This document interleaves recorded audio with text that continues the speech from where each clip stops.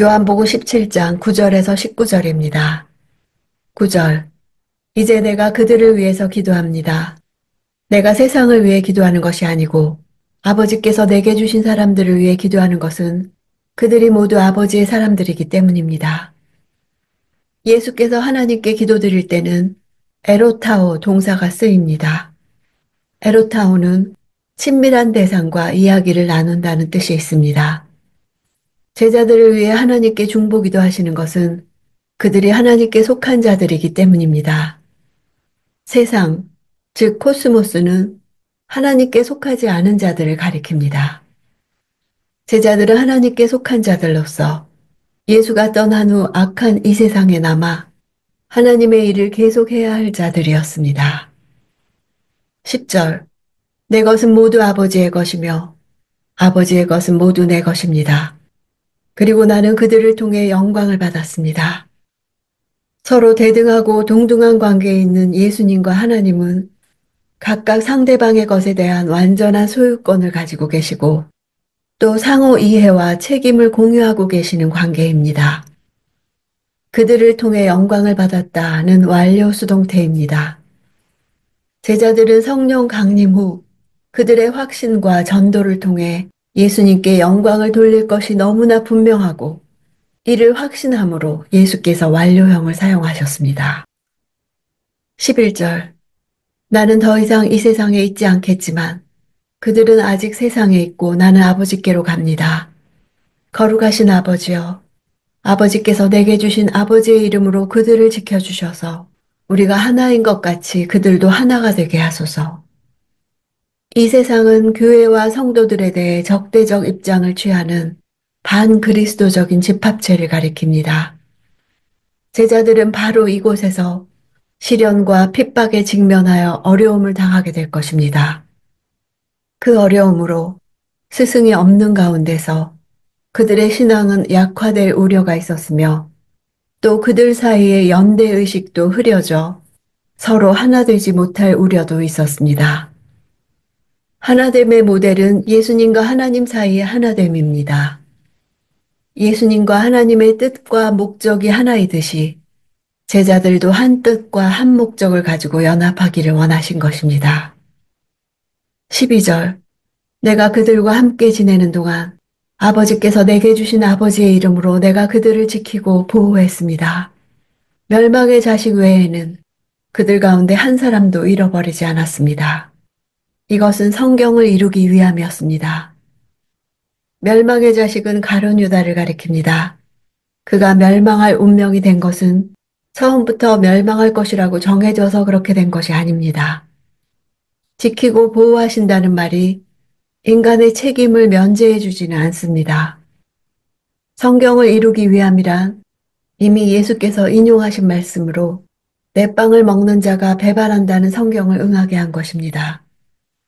사탄이 유다에게 예수를 팔려는 생각을 넣었습니다.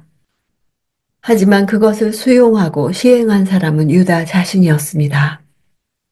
13절. 그러나 이제 나는 아버지께로 갑니다. 내가 세상에서 이것을 말하는 것은 내 기쁨이 그들 속에 충만하게 하려는 것입니다. 예수께서 고난을 당하고 세상을 떠나실 것임에도 기쁨이 있다 하신 것은 복음에 합당하게 산 자만이 경험할 수 있는 기쁨입니다. 죽음을 앞두고도 기쁘다 할 수 있는 기쁨은 예수님처럼 하나님의 뜻에 참여하는 자들, 십자가의 복음의 증인들이 누리는 기쁨입니다. 14절. 나는 그들에게 아버지의 말씀을 주었는데 세상은 그들을 미워했습니다. 내가 세상에 속해 있지 않는 것처럼 그들도 세상에 속해 있지 않기 때문입니다.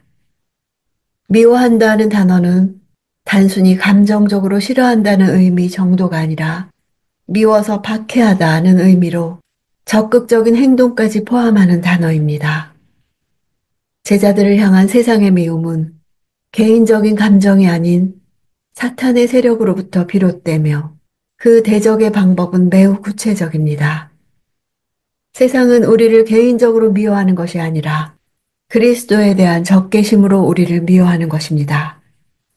이 세상의 통치자여 어둠의 주관자인 사탄의 목적은 우리로 믿음을 버리게 하고 죄에 빠지게 하여 여전히 자신의 영향력 아래 있게 하는 것입니다. 15절. 내가 아버지께 기도하는 것은 아버지께서 그들을 세상에서 데려가 달라는 것이 아니라 악한 자로부터 그들을 보호해 달라는 것입니다. 악한 자인 마귀는 이미 제자들을 시험하기 위한 전투태세에 들어간 상태였습니다. 누가복음에서 예수는 베드로에게 보라, 사탄이 너희를 밀가부르듯 하려고 요구하였으나 내가 너를 위해 내 믿음이 떨어지지 않기를 기도했다고 하셨습니다. 예수가 이 세상을 떠난 후에는 유대인들의 핍박이 환경을 더 적극적으로 조성하여 그들로 시험에 들어 배교하도록 할 것입니다. 그들을 세상에서 데려가 달라는 것이 아니라 하심은 구약시대에도 악이 많은 세상에서 자기를 데려가 주시기를 간절히 하나님께 구한 사람들이 있었습니다. 바로 모세, 엘리야, 요나 등입니다. 그러나 하나님은 그들의 기도를 들어주지 않으셨습니다. 왜냐하면 그들이 세상에서 남아 할 일이 있었기 때문입니다. 사도 바울도 세상에 남아있는 것과 세상을 떠나 그리스도와 함께 있고 싶은 갈등 사이에서 세상 떠나기를 더 원했으나 그가 전해야 할 복음과 그가 돌봐야 할 성도들을 위해 그가 원하는 것을 택하지 않고 이 세상에 남아있는 것을 택하였습니다. 제자들의 안전을 위해서는 그들을 세상에 남겨두지 않고 데려가시는 것이 나았지만 그들이 후에 해야 할 복음 전파의 사명이 남아있기에 주님은 그들을 세상에 남겨둔 채 다만 그들이 악한 자의 공격과 시험으로부터 안전하게 보호되기를 기도하셨던 것입니다. 17절. 진리로 그들을 거룩하게 해주소서. 아버지의 말씀은 진리입니다. 단지 악한 자의 공격으로부터 보호를 받는다고 거룩한 사람이 되지는 않습니다. 거룩하게 되는 것은 진리이신 하나님의 말씀을 통해서만 가능합니다. 이미 깨끗해진 제자들이라 할지라도 진리의 말씀을 통해 계속적으로 세상으로부터 자신을 구별하고 악에 물들지 않아야 합니다. 세상에 속하지 않았다와 거룩하다는 말은 동전의 양면입니다. 진리 안에 거할 때 세상과 구별되어 거룩할 수 있습니다. 이는 진리의 영이신 성령의 역할입니다. 19절. 그들을 위해 내가 나를 거룩하게 하는 것은 그들도 진리로 거룩하게 하려는 것입니다. 예수님이 자신을 거룩하게 하심은 십자가 사건을 가리킵니다. 화목제물로 자기 목숨을 버리심으로써 제자들을 거룩하게 하셨습니다. 우리는 사망과 사탄에 속해 있었습니다. 예수님은 자신의 죽음을 통해서 우리의 죽음의 문제를 해결하셨습니다. 자신의 순종을 통해서 우리의 불순종이 초래한 결과를 해결하셨습니다. 그리하여 우리도 하나님 앞에 거룩한 산 제물로 드릴 수 있게 하셨습니다. 예수님이 십자가를 지시기 전에 제자들에게 베풀 수 있는 마지막 사랑을 실천하신 것이 바로 기도였습니다. 죽는 순간까지 이 기도는 그치지 않았습니다. 예수님다운 삶이었습니다. 기도는 내게 필요한 것을 하나님께 얻어내는 수단이 아닙니다. 기도는 하나님께 대한 우리의 신뢰를 표현하는 방법입니다. 기도는 간구이기 이전의 고백이며 찬양입니다. 하나님의 뜻이 그분의 능력과 그분의 성품을 따라 이루어질 것이라는 확신의 고백입니다. 기도는 가망 없는 일을 가능하게 하는 도구가 아니라 하나님의 뜻에 동참하는 길입니다.